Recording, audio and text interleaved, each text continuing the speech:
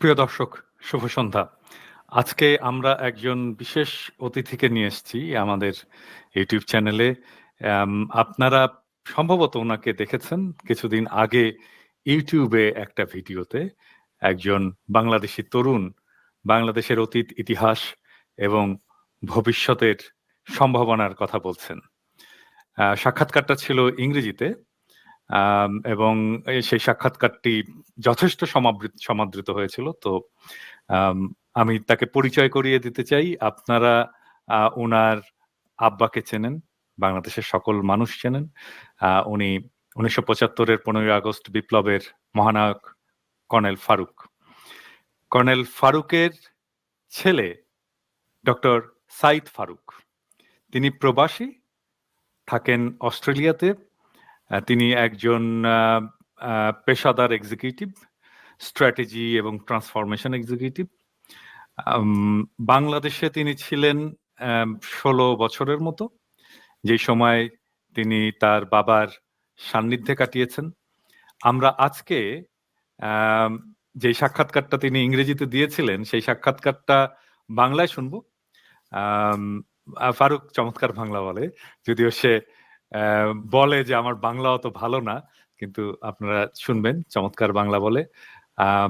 আমরা তার পাশাপাশি আমরা শুনতে চাইবো তার বাবার সাথে তার কাটানো সময়গুলো। আমরা সেখান থেকে কর্নেল ফারুকের জীবন, কর্নেল ফারুকের চিন্তা, সেটা বোঝার চেষ্টা করব।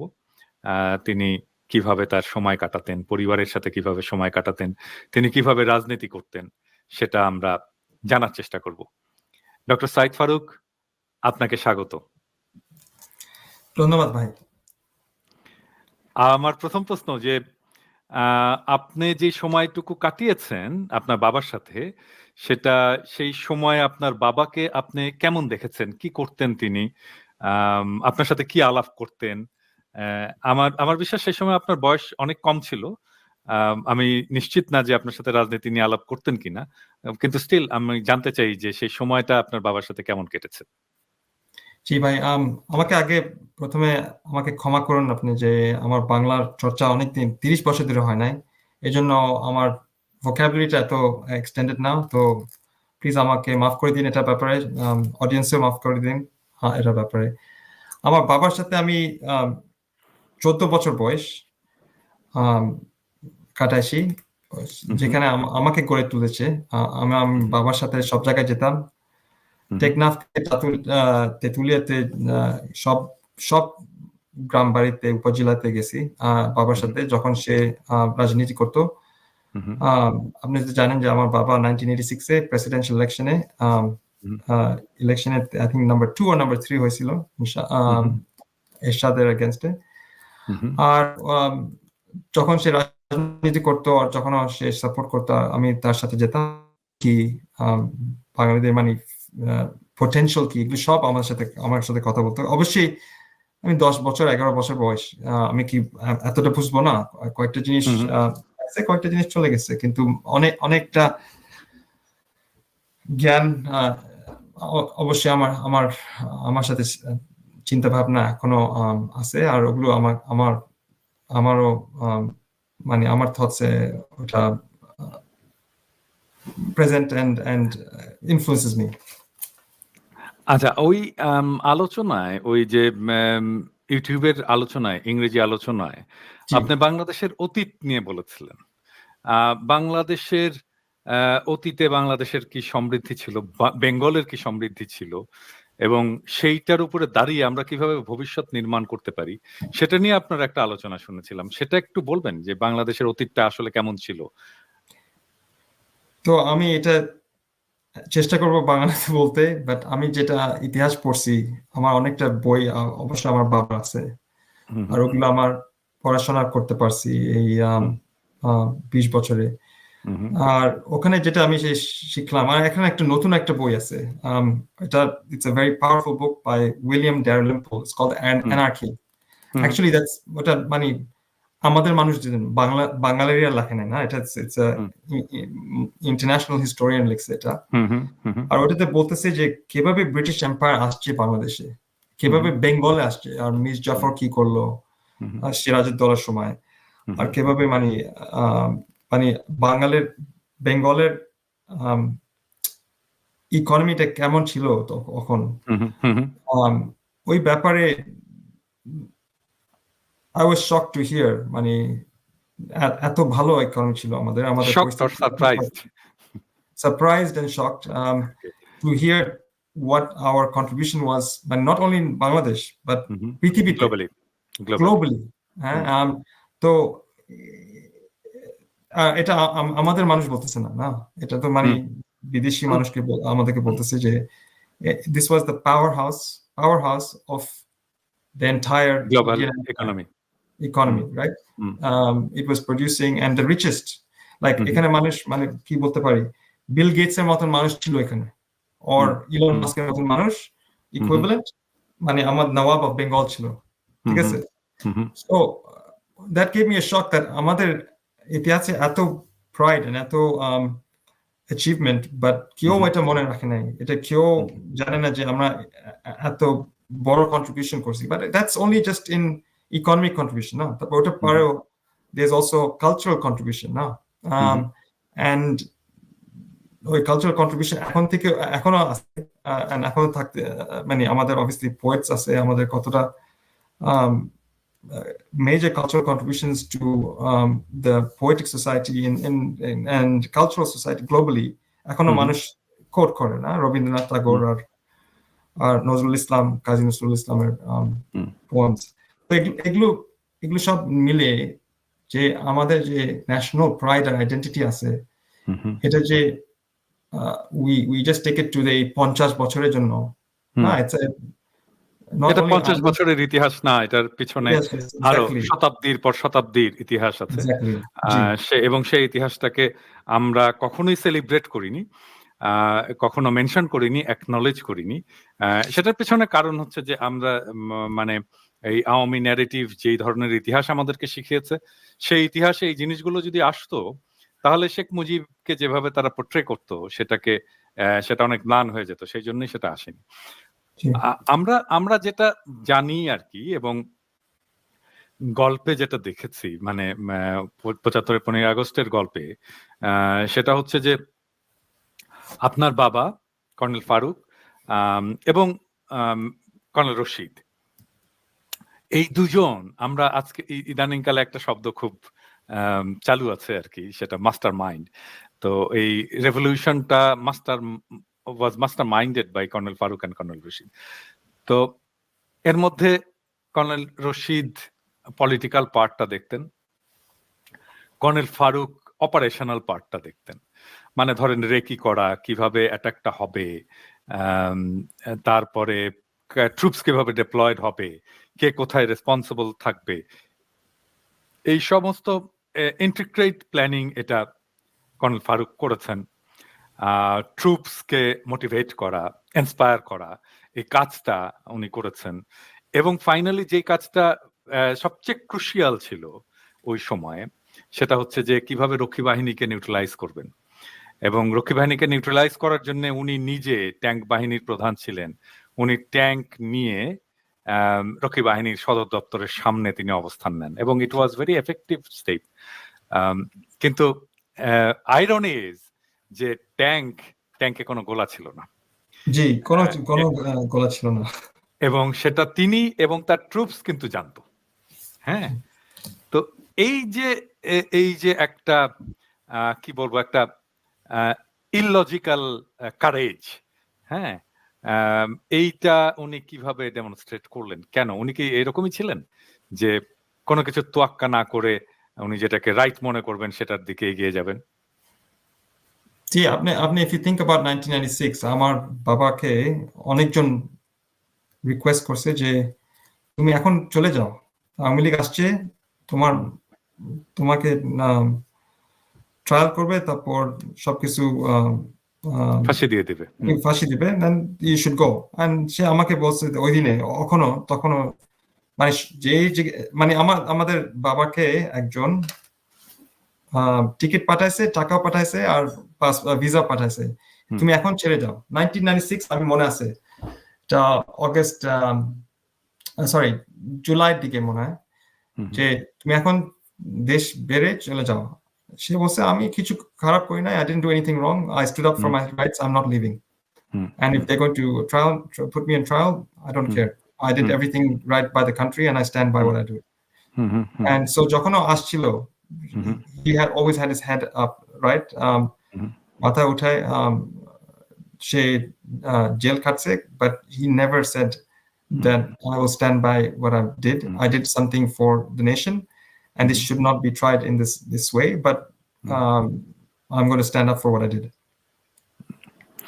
গ্রেট। মানে আমরা তো অনেক সময় অনেক রেভলিউশনারি লাইফ পড়ি এবং আমরা দেখি যে রেভলিউশনারিরা ক্যালকুলেটিভ হন না স্পেসিফিক্যালি এই সমস্ত ক্ষেত্রে, এবং ওনাদের কারেজ গুলো ক্যালকুলেটেড কারেজ না, কারেজ গুলো সবসময় ইললজিক্যাল। মানে এমন একটা জায়গায় ওনারা সাহস ডেমনস্ট্রেট করেন, কারেজ ডেমনস্ট্রেট করেন, যেখানে একজন সাধারণ মানুষ এই কাজটা করতো না, এবং অসাধারণ মানুষরাই সেজন্য বিপ্লবী হয়ে ওঠেন। কিন্তু ধরেন কর্নেল ফারুক তো একজন ক্যারিয়ার মিলিটারি অফিসার, তাই জি, না? এবং খুবই অল্প বয়সে উনি পাকিস্তান আর্মিতে জয়েন করলেন। উনি তো কখনো রাজনীতি করেননি, পলিটিক্সের কোনো ট্রেনিং ছিল জি, না। না, না। তো তাহলে উনি কিভাবে একজন এইরকম রেভলিউশনারি হয়ে উঠলেন? ধরেন উনি দুটো সময় ওনার জীবনের যেতে দুটো important juncture of his career, একটা হচ্ছে 71, যখন তিনি মুক্তিযুদ্ধে অংশ নিতে দ্বিধা করেননি, হ্যাঁ, এবং ওটাও একটা তো রেবেলিয়ন, তাই না? ওটাও জি, একটা রেবেল অ্যাক্ট, জি, সেটা উনি নিয়েছেন। একজন সেলিব্রেটেড হিরোইক ফ্রিডম ফাইটার ছিলেন, এবং 75-এ যখন সবাই ফেল করলো, পলিটিক্স ফেল করলো, পলিটিক্যাল পার্টি ফেল করলো, এমনকি সিনিয়র মিলিটারি অফিসাররা ফেল করলো, উনি একজন খুবই ইয়াং জুনিয়র মিলিটারি অফিসার, 29 বছর। 29 বছর বয়স। মানে আজকের দিনে যারা বিপ্লব করলো, অগাস্ট জুলাই বিপ্লব করলো, সেই বয়সের ছেলে একজন। জি, তো এই পলিটিক্যাল ইনসাইট এবং পলিটিক্যাল ম্যাচুরিটি ওনার কিভাবে হলো? মানে আপনার ফ্যামিলিতে কি পলিটিক্স করতেন কেউ? না, আমার ফ্যামিলি পুরা জেনারেশন, ইভেন আমিও, রাইট, আমরা হলো গভর্নমেন্ট সার্ভিস ওয়ার্কার্স। আমাকে বাবা বলতো যে তোমার লাইনে সবাই গভর্নমেন্টে সার্ভিস করে। তো আমার দাদা ছিল government medical officer, so military medical officer, so doctor ছিল হুম, ইন্ডিয়া, পাকিস্তান আর ব্রিটিশ আমলে, right, hmm, as a doctor. ওটার আগে আমার দাদার বাবা ছিল সিএসপি হুম, পুলিশে। তো ওটা সবাই মানে গভর্নমেন্ট সার্ভিসে ছিল হুম, সব সময়। হুম। তো আমাদের আমাদের চরিত্রতে নাই মানে এরকম রেভলিউশন করা। না, মানে ধরেন আপনার আপনার বাবার দাদা, জি, তিনিও সিএসপি অফিসার ছিলেন। জি, আপনার বাবার বাবা মানে আপনার দাদা, জি, জি দাদা, উনি একজন মিলিটারি অফিসার ছিলেন, অলদো জি, জি, জি, অলদো আর্মি মেডিকেল মেডিকেল, করে। মেডিকেল, জি, আপনার আব্বা নিজেও মিলিটারি অফিসার। তো জি, আপনার ফ্যামিলি হেরিটেজ হলো সার্ভিস। এইটার মধ্যে আমি খুব বুঝতে চাচ্ছি যে এর মধ্যে এই রেভলিউশনারি জিল, রেভলিউশনারি এলিমেন্ট কোত্থেকে আসলো, ইনফিউজড হলো কোত্থেকে? তো এটা মানে I don't think it was there. I think he was a man of necessity. মানে আমাদের আমাদের লিনিয়েজ, ঠিক আছে, is a spiritual and service lineage. Hmm, so ওটা মানে হয় যে লাইক আমরা দেশের সার্ভিস করতে আমাদের নাম্বার ওয়ান প্রায়োরিটি। হুম, আর ওই ব্যাপারে আমার বাবা মনে হয়েছে 1971 হুম, হুম, আর তারপর 1975 এ যে হুম, আমার দেশ আমাকে লাগবে এখন, আমি কিভাবে আমি সার্ভিস করব। এটা হলো আমার সেম থট, এটা হলো তার সেম থট। আমরা হুম, দুইজনই এটা আমাদের চরিত্রে এটাই আমাদের মানে বেসিক মেকআপ, যে কিভাবে হুম। আমরা এখন প্রেজেন্ট হব, কিভাবে আমরা সাহায্য করব দেশকে। আর এখন আমি ছাত্রদেরকে দেখে এক্স্যাক্টলি সেম মানে বিহেভিয়ারটা দেখতেছি যে আমরা কিভাবে সাহায্য করব। আচ্ছা, একটা জিনিস বলেন, মানে এটা আমি আপনার আব্বার ইমোশনটার কথা বলবো না। এটা ধরেন আপনার ফ্যামিলি, আপনি, আপনার ভাই, আপনার বোন, আপনার আম্মা, আম এম এই যে দীর্ঘ সময় ধরে উনাদেরকে ভিলেন হিসেবে চিত্রিত করা হলো। আম, এবং সোসাইটি অ্যাকনলেজ করলো না ওনাদের কন্ট্রিবিউশনকে। এবং আগস্ট বিপ্লবের যে আম, এটার যে এনর্মিটি, এটার যে ভূমিকা, এটার যে পলিটিক্যাল রোল ওনারা প্লে করেছেন, এটাকে কমপ্লিটলি ইগনোর করা হলো একটা সময়ে। এটাতে আপনারা কেমন ফিল করতেন? তো আমরা আমরা তো এই জন্য তো মানে আমাদের জন্য খুব কঠিন হয়েছিল বাংলাদেশ থেকে। আমরা আউটকাস্ট, আমাদের আত্মীয় স্বজনও আমাদের সাথে দেখাশোনা করতো না।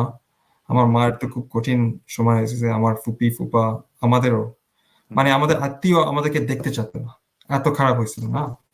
আর কেউ তো সাহায্য করতো না, কারণ এখন তো তুমি বঙ্গবন্ধু হত্যার মামলাতে আছো, your father is a murderer or whatever else, সবাই এটা বিশ্বাস করতে বসে না, ইভেন দো সত্যিকার কাণ্ড তো সবাই জানে। আম, কিন্তু ওদের এতটা নো, ইট প্রেশার ওয়াজ আ ছিল। সেলিব্রেশন, মানে জি 1975 15 আগস্ট সেলিব্রেশন, জি জি হ্যাঁ, ন্যাশনালি। এবং ওনাদের এই অ্যাক্ট, এইটাকে তো এটাকে যে জনগণ তো রাস্তায় নেমে এটাকে অভিষিক্ত করেছিল।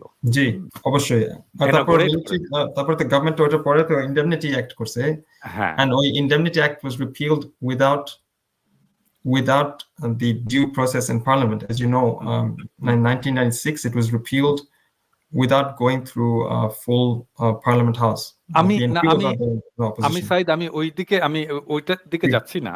জি আমি মোর অন ইমোশনাল সাইড, যে আপনাদের কেমন লাগতো, যে আমাদের আপনারই বা কেমন লাগতো যে আমার বাবা এইরকম একটা কাজ করলো জাতির জন্য, নেশনের জন্য, জি আর উনাকে কেউ অ্যাকনলেজ করছে না। আর even as a family member আমরা, আমাদেরকে আউটকাস্ট করে দিল, এটা কেমন হলো? মানে কখনো কি রাগ হয়েছে যে এই নেশন, এই জাতি আমাদেরকে মূল্য দিল না, এই জাতি অকৃতজ্ঞ, না, এরকম এটা কি এটা মনে হয়েছে আমার কখনো? আমার আমাদের মনে হয় না, কারণ আমার মামা, আমার আম্মা আমাদের বলছে যে তোমার বাবা এসে যেটা করছে এটা ইতিহাসে লেখা হবে, বাট হুম, এটা সে করছে তার দেশের জন্য। হুম, ইট ডাজন্ট ম্যাটার যে কি মনে করে না কিনা, in the short term hmm, it matters what he did and why he did it. And কিন্তু আমাদের জন্য অবশ্যই it was a sad, মানে 30 বছর ধরে আমরা এখানে আউটকাস্টের জন্য বাংলাদেশে ফেরত যেতে পারি নাই।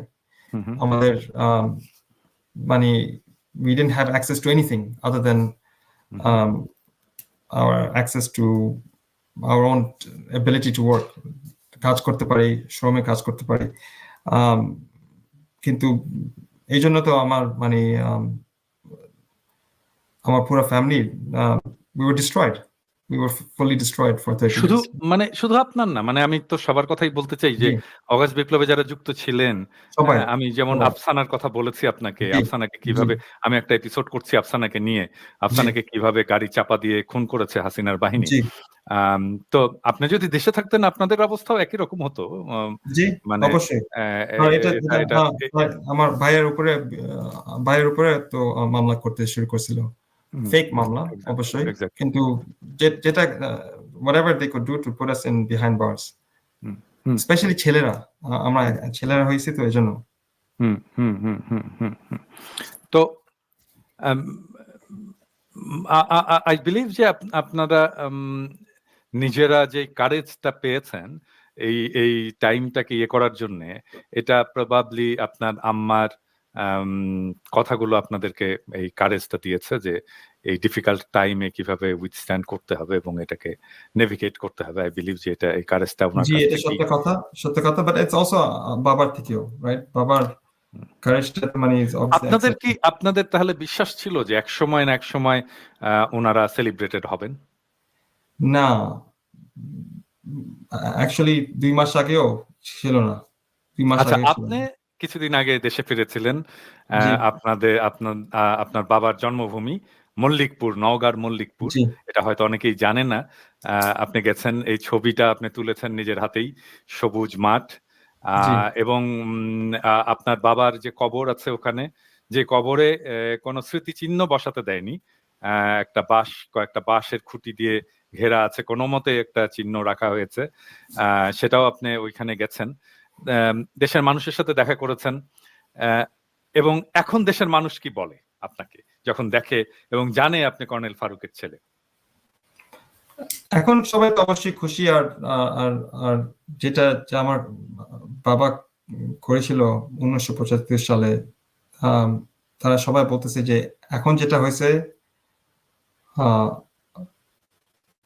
35 জুলাইতে আর আর যেটা 15 আগস্ট হয়েছে, একটা সেম।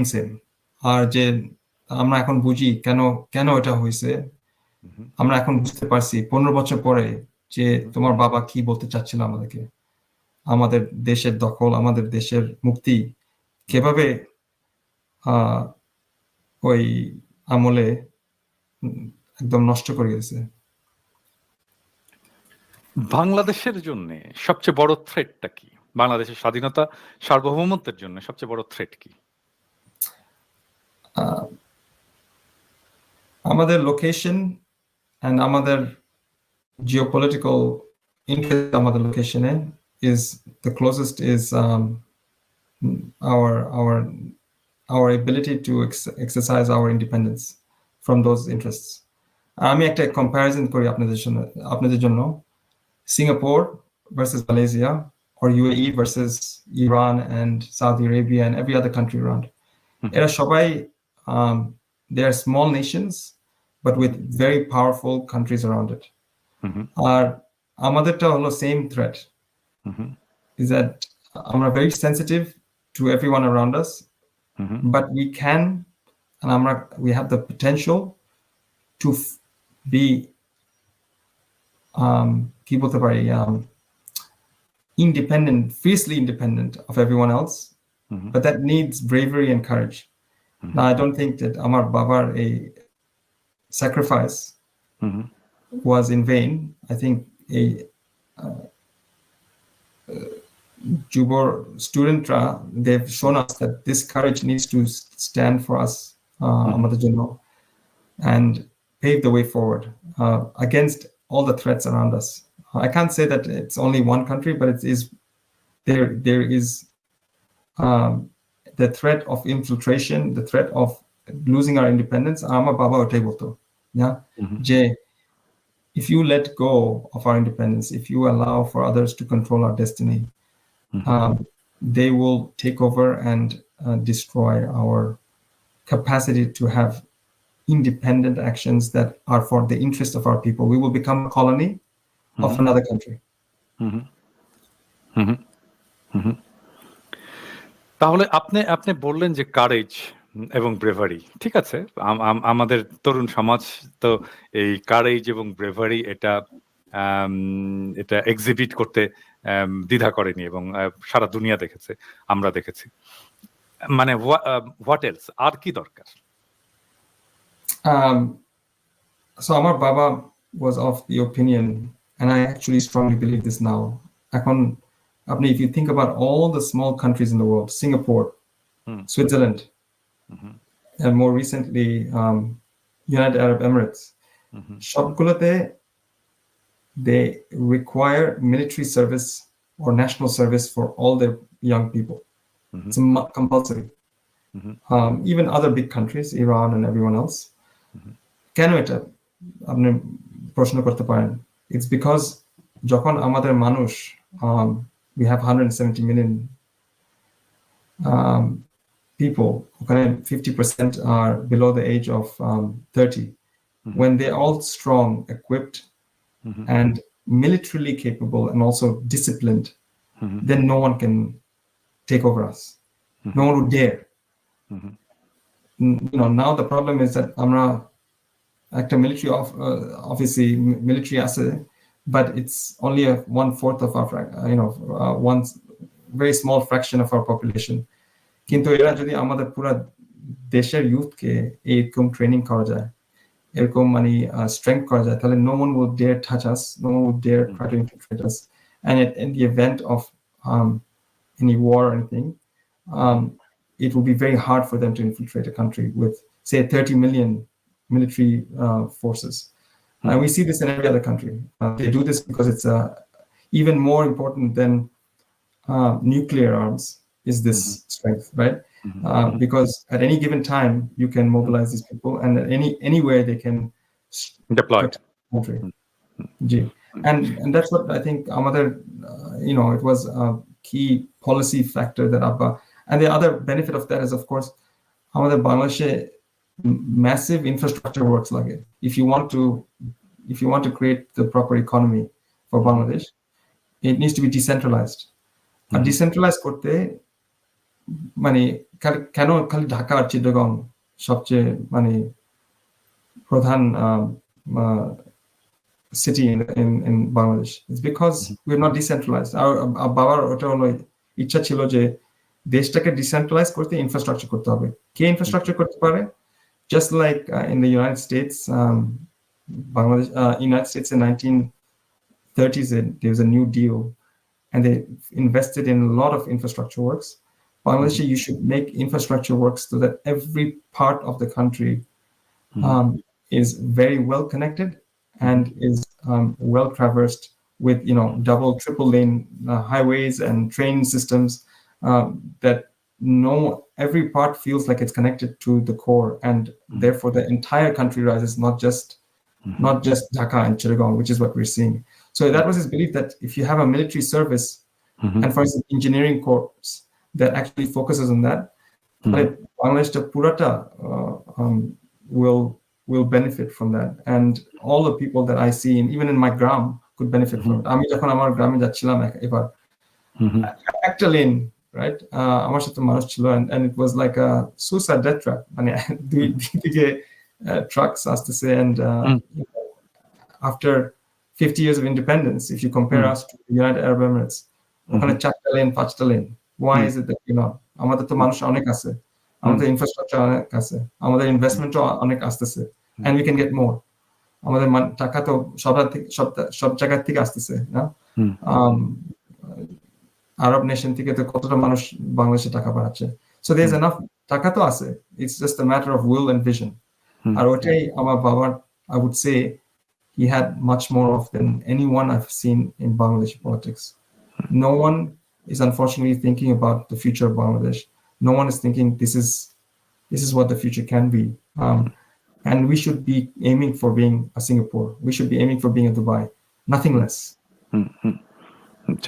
আমার আরেকটা প্রশ্ন, যে ধরেন আপনার আব্বা যখন জীবিত ছিলেন সেই সময়, মানে ধরেন আগস্ট বিপ্লব হলো, সবাই সেলিব্রেট করলো, ক্ষমতার পরিবর্তন হলো, বাকশাল উৎখাত হলো, আওয়ামী শাসনের অবসান হলো, সবাই, বাংলাদেশের সব মানুষ এটার বেনিফিট পেল, পলিটিক্যাল পার্টিগুলো, অ্যান্টি আওয়ামী লীগ পলিটিক্যাল পার্টিগুলো তার বেনিফিট পেল, বাট স্টিল আগস্ট বিপ্লবকে কেউ ওন করলো না। এটাকে বিপ্লবও বলে না কেউ, হ্যাঁ আমরা বলি কেউ, কিন্তু এটাকে কেউ বিপ্লব বলে না।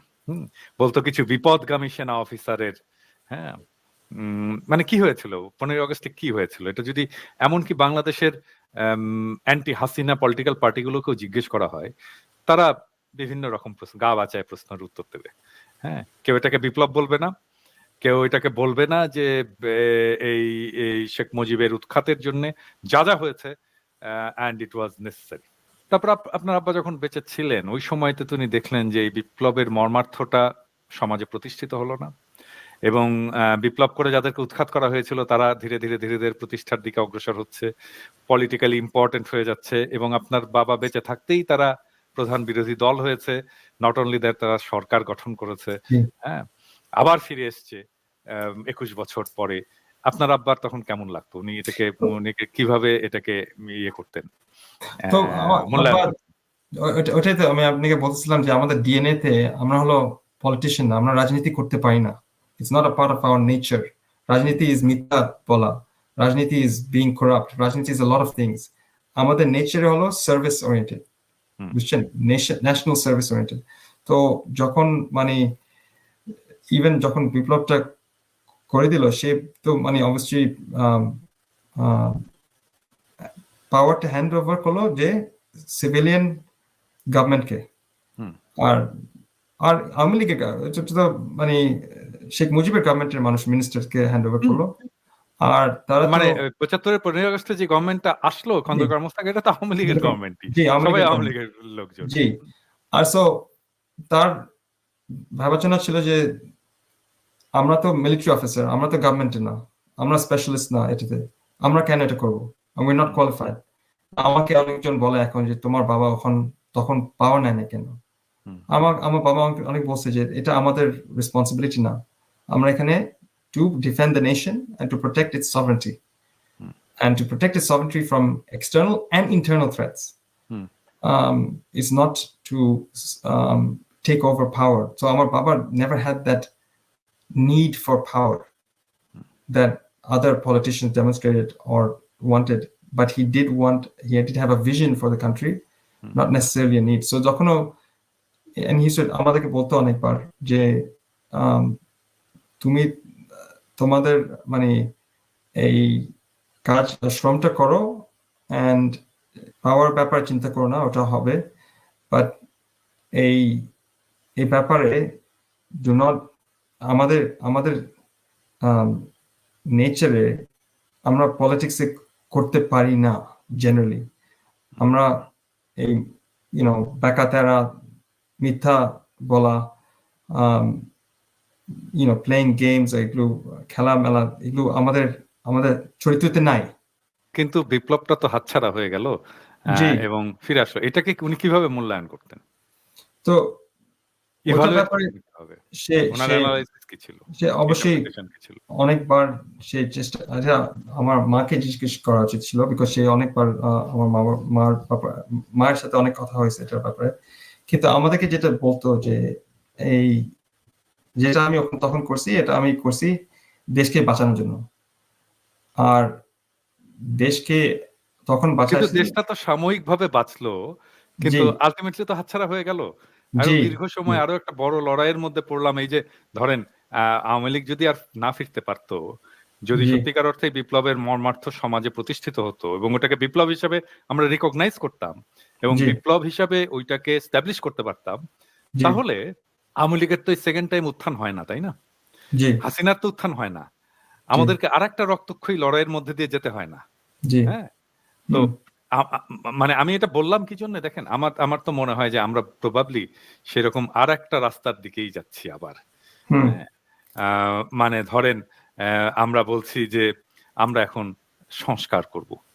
বিপ্লব তো সংস্কার করে না, বিপ্লব সংস্কার করে না, বিপ্লব নতুন করে তৈরি করে। হ্যাঁ, মানে ধরেন অগাস্ট বিপ্লব হলো, সমস্ত পুরো সংবিধানটা ইনট্যাক্ট থেকে গেল। হ্যাঁ, দু একটা জিনিস একটু পাল্টানো হলো, হ্যাঁ, বাট পুরো সংবিধানটা ইনট্যাক্ট থেকে গেল। তাহলে তার কারণে ওই সংবিধানকে আবার আশ্রয় করে আবার আওয়ামী লীগ উত্থিত হলো। আজকেও একই ঘটনা ঘটছে তো, তাই না? আজকে দেখেন প্রফেসর ইউনূস সংস্কার করছেন, হ্যাঁ, নানা জায়গায়। তাহলে তো এটা বিপ্লব হয়নি। যদি সংস্কার হয় তাহলে এটা বিপ্লব হয়নি। হ্যাঁ, বিপ্লব একদম সব নতুন করে শুরু করে, একদম প্রথম থেকে শুরু করে। মানে 1971-এ যদি এরকম হতো যে আচ্ছা ঠিক আছে আমরা সংস্কার করে আমরা একটা নতুন করি, তাহলে কি আর বাংলাদেশ স্বাধীন রাষ্ট্র, একটা ইন্ডিপেন্ডেন্ট স্টেট হতো না তো? পাকিস্তানেরই কন্টিনিউশন হতো। অসুবিধা হলো যে আমি অবশ্যই আমার বাবার আরো চিন্তা ছিল এটা ব্যাপারে, কিন্তু তার এক্সপিরিয়েন্স আর নলেজ তো ছিল না। আমি সেই একই জায়গায় ফিরে যাচ্ছি, যদি আপনি এটা বলেন যে এক্সপেরিয়েন্স আর নলেজও ছিল না, তো আজকের দিনে ছাত্ররাও কি একই কাজ করছে না, একই মিস্টেক করছে না? And they are making the same mistake. That's correct. আমি এই জায়গাটায় আসতে চাচ্ছিলাম। হ্যাঁ, এবং দেখেন ছাত্ররা খুবই সেলিব্রেটেড, সবাই খুব পছন্দ করছে, হ্যাঁ, সবই ঠিক আছে, বাট ওই 1975-এর 15ই আগস্টের ঘটনা কি ঘটছে না? You're right. And এখন তো মানে you need the most experienced people who have মানে understanding of the geopolitics of Bangladesh and also of the future of Bangladesh to reorganize the country and its economy. You're absolutely right. You're absolutely right. আমি আর কোনো ভাবে বলতে পারি না। And আমার fear যেটা আমি শুনতেছি বাংলাদেশ থেকে যেখানে যাচ্ছে আমি, যে ছাত্রদের they did the Biplab, but ওদের মানে এক্সপেরিয়েন্সটা তো নাই আমার বাবার মতো না। They have an experience, একই রকম বয়স, and so তাদের দায়িত্বটা have to be passed on to the next team, and তাদের and I agree with you যে সংসার করে তো মানে you can't create a new movement আর ওটা আমার fear যে বাংলাদেশে এটা this will be short lived যে মানুষরা they will not reorganize and they will not consider the threats to the country from within and outside. And right now, even Awami League is inside, as you said correctly, and they are creating the same threats as there was আগে যেটা ছিল এখন আছে. And এটা মানে to cement this revolution, to cement this biplab, is to create the systems to protect the country from the future, from being captured, from captured by other states. And 100% এখনই যেহেতু I know that মানুষরা এখন they are scheming to destroy this. 100% আমাদের neighbors and Awami League are going to scheme to, and আমরা তো দেখতেছি প্রতিদিনই না গার্মেন্টস একদিন আনসার একদিন they're যেটা করতে পারবে to destroy this they're going to do. And আমার fear হলো যে আমরা এখানে আমার ভয় হলো যে এখানে আমরা কি করতেছি আমরা কিভাবে নতুন রিয়ালিটি রিস্ট্রাকচার করব মানে গভর্নমেন্টে যেন এটা আবার না হয় কোনোদিন আমার এটা সবচেয়ে বড় ভয় দেশের জন্য আচ্ছা আমরা আমাদের আলোচনার শেষ পর্যায়ে চলে এসেছি কয়েকটা জিনিস একটু জেনে নিতে চাই যে আপনি একজন খুবই সাকসেসফুল প্রফেশনাল ইয়াং প্রফেশনাল এবং রাষ্ট্র নিয়েই কাজ করেন রাষ্ট্রের এফিসিয়েন্সি বাড়ানো রাষ্ট্রকে রিস্ট্রাকচার করা স্ট্র্যাটেজি ঠিক করা আপনি কি দেশে ফিরবেন আমার অবশ্যই ইচ্ছা আছে দেশের উন্নয়ন করা যেভাবে আমি পারি তো আমাকে আল্লাহ স্পেশাল একটা সুপার ব্লেসিং দিছে আর ওটা আমার যদি আমার প্রোফাইলে দেখেন আমাকে যেখানে মিনিস্টাররা যেটা লিখছে আর সব হেডস অফ স্টেটস আর সিইও অফ কোম্পানি যেটা লিখছে যে আমি ভিশন থেকে স্ট্র্যাটেজি এক্সিকিউশন করতে পারি কিওর ব্যাপার মানে কিওর মতো না মানে very few people in the world can do this আর এটা আমার এক্সপিরিয়েন্স হয়েছে অবশ্যই ইউনাইটেড আরব এমিরেটসে আর সৌদিতে আর বাহরাইনে আর সব জায়গায় এটা আমি কাজ করি তো এটা আমার অবশ্যই ইচ্ছা আছে যে আমি আমার নিয়ত আছে যে বাংলাদেশে যদি আমি এটা যেভাবে আমি করতে পারি আর যেভাবে আমি এটা কন্ট্রিবিউট করতে পারি আমি চেষ্টা করব এক্স্যাক্টলি কোন জায়গাটায় আপনি কন্ট্রিবিউট করতে চান মানে ধরেন আপনি যদি ধরা যায় যে বাংলাদেশ সরকার আপনাকে বললো যে আসেন আমাদের সাথে কাজ করেন ঠিক কোন জায়গাটায় কাজ করবেন আপনি কোন মন্ত্রণালয়ে কাজ করবেন national planning and restructure so Bangladesh government and অর্থনীতি মানে restructuring so that the system by which Bangladesh is organized and particularly the head of the government so আমি UAE government-এর prime minister or vice president-এর অফিসে আমি কাজ করতাম আর ওখানে আমার কাজটা ছিল 5 বছরের জন্য যে আমি দেশের মানে ট্র্যাজেক্টরিটা কোথায় যাচ্ছে কোন থ্রেট আছে আর কিভাবে আমরা we will chart our own trajectory ওই প্র্যাকটিসটা আমি ওখানে আমি রিফাইন করছি because আমার ওটা কাজ ছিল সো আমরা যখন whether it's another country whether it's COVID whether it's any threat and what strategy আমাদের হওয়া উচিত to look 25 বছর in the future কারণ আমাদের কি বাংলাদেশে অসুবিধা কি যে আমরা মানুষ মানে লাইক পার্টি করি ইতিহাস ব্যাপারে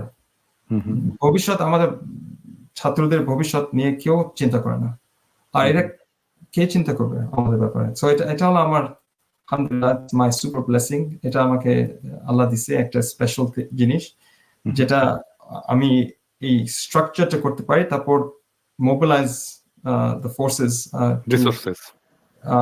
resources to get the job done তো বাংলাদেশে তো প্রচুর ইনভেস্টমেন্ট করা যায় বাংলাদেশে বিদেশ থেকে অনেক ইনভেস্টমেন্ট করা আসা যাওয়া হচ্ছে অলরেডি হচ্ছে এখনো হচ্ছে পাঠাতে শুনলাম এখন $10 মিলিয়ন মানে 100 কোটি টাকা এখন উঠালো বিদেশ থেকে তো টাকা প্রচুর আছে, পুরা দুনিয়াতে টাকা প্রচুর আছে, পুরা দুনিয়াতে অনেক ইনভেস্টমেন্ট আছে। ওই ওই নেক্সাসটা যে ভিশন, মানুষ তো মানে আপনি কেন why do people like Elon Musk or why do they like Steve Jobs যখন সে বেঁচে ছিল?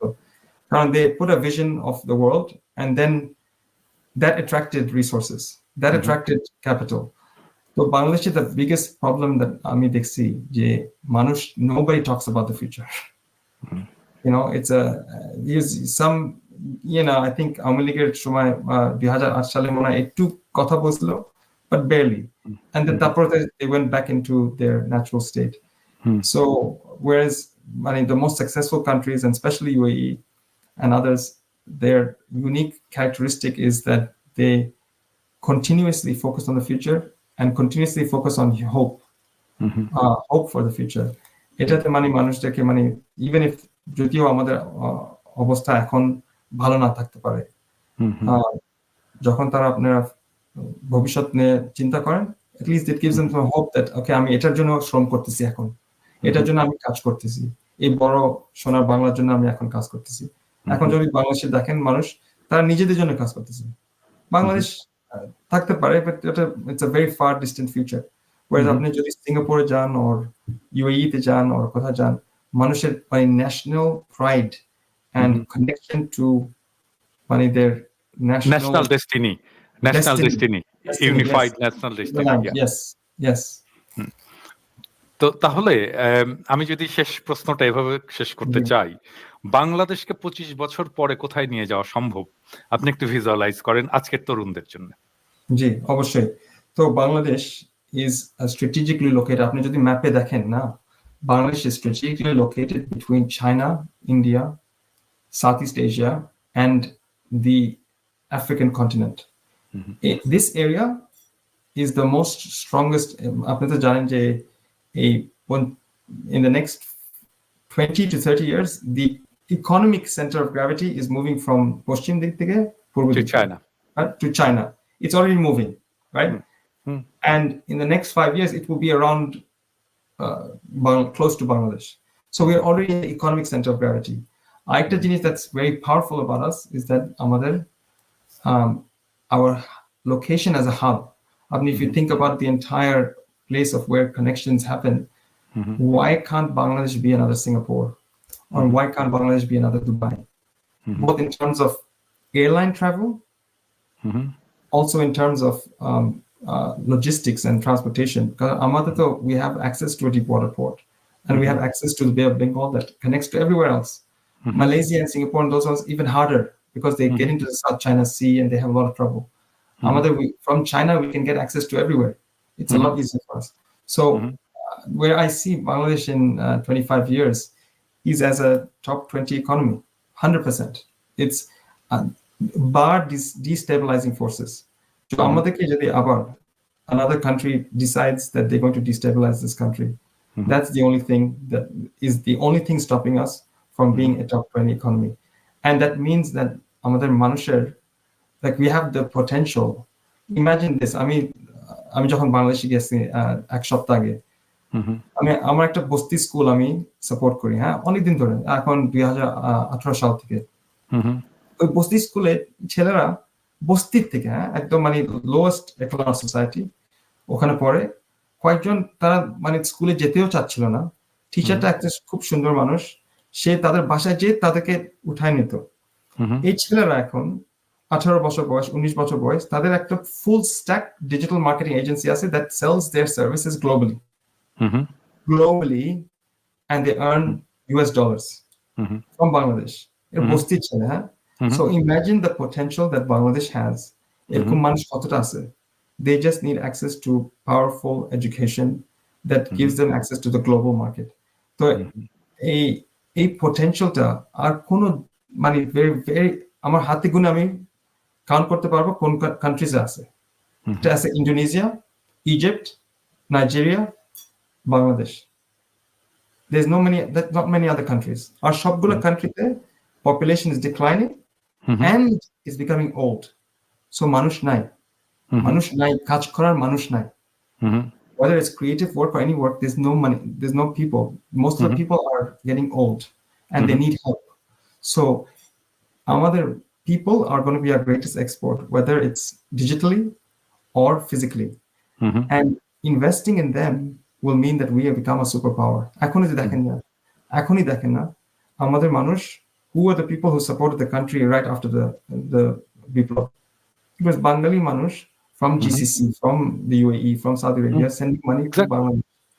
And so we have, and this is just a small fraction. They are the uneducated labor class. But আমাদের educated class এত বড় না, এত শক্তিশাল, but they're not given opportunity and they're not given the right education to tap it.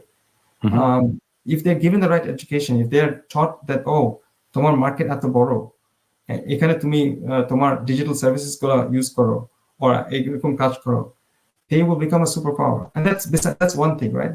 The other thing that's really powerful for Bangladesh is its agricultural base. আমি তো অবশ্যই I was very proud when আমি যখন বাংলাদেশে আমি আমার গ্রাম বাড়িতে যাচ্ছিলাম যে আমরা 3 seasons আমরা আমাদের হারভেস্ট করি না, আর কোন জায়গা মানে এত ফার্টিলিটি নাই as বাংলাদেশ। কিন্তু অসুবিধা হলো যে কে আমাদের চাষীদের জন্য চিন্তা করে, কে আমাদের চাষীদের চিন্তা, মানে তাদের wealth, their condition, their well-being, their quality of life, and so এদেরকে যদি আমরা and a fair price of their goods, exactly, and এদেরকে যদি empower করি, we make them the priority, we give them fair price, we give them financing, we give them education to extract more potential, but also in a sustainable way from the ground, the capacity that they already have. আমি এটা দেখছি because আমি তো বাংলাদেশে অনেকদিন ধরে invest করতেছি. The potential is enormous because you can multiply the output from Bangladesh and then export it. So we can become the bread basket for not only Bangladesh, but for many other countries who need to diversify their food sources. So এখন অসুবিধা হচ্ছে food security is a major issue globally, and they need countries like us, whether it's Saudi Arabia, whether it's Oman, whether it's countries which do not have access to water, fresh water. তারা এখন already making contracts with countries like us, and they're saying, how can we purchase land or rights to your produce for 30 or 50 years? If we can do that, and আমাদের চাষীদেরকে এম্পাওয়ারটা করে দে, তোমার produce যেটা আছে 50 বছর ধরে অফটেক হবে এই দেশ থেকে, you're guaranteeing their security, right? So we have the greatest strength in our security in long-term security, and not reliant on short-term security from neighborly forces who want to just extract at the lowest price, but this is long-term that ensures consistency. So a ব্যাপারে and also about the workforce, these I think are two major strengths. The way to empower them, and এটাতে স্বার্থটা মানে আমাদের বাঙালিদের স্বার্থ over the past 30 years has, unfortunately, because of the endemic corruption of the government, স্বার্থটা একদম খারাপ করে ফেলছে, right? But our natural স্বার্থ, I mean, what I loved about going back to Bangladesh is যখন আমাদের মানুষদেরকে দেখলাম, our natural স্বার্থ is so pure, so innocent, and so kind. But because they know that the government is corrupt, they say, okay, I can't work around the system because the only way I can work is through being corrupt. But when you fix the system and you say, you know what, everyone has to do national service, everyone has to stand up straight and be honest, because military কি করে যে একটা সোজা পাত আছে আর একটা সোজা পাত, একটাই খালি পাত আছে, সোজা পাত, এরকম এই জন্য আমাদের বাংলাদেশে আর এরকম কান্ট্রিতে সবসময় ক্যান্টনমেন্ট গুলো সব সুন্দর দেখতে, সব রাস্তা টাস্তা সব ভালো, because it speaks to the military's capacity to create structure and discipline. আমাদের বাংলাদেশের মানুষের এই structure discipline is what makes countries great. Whether it's Singapore, whether it's Switzerland, why do people go to Switzerland and say, wow, why is this country so amazing? Because everything is structured, everything is disciplined, and and এগুলো যদি করি, and we can unlock our infrastructure, digital and physical, and especially the road and transport networks across the country, I'm 100% we're a powerhouse. I'm saying it from a database level, because we have one thing that only a few countries have, which is a very large workforce, very large and very strong. They just need upskilling, and they need upskilling in specific talents that are globally relevant. And I think we have absolute capacity to not only be a superpower. Economic, when you go to Pakistan or India and stuff, they all say that what is Bangladesh done that we failed to do? And that's because, and you'll say that Bangladesh hasn't done anything. It's in spite of the government, but it's because of our people's potential, and our our natural potential is so strong.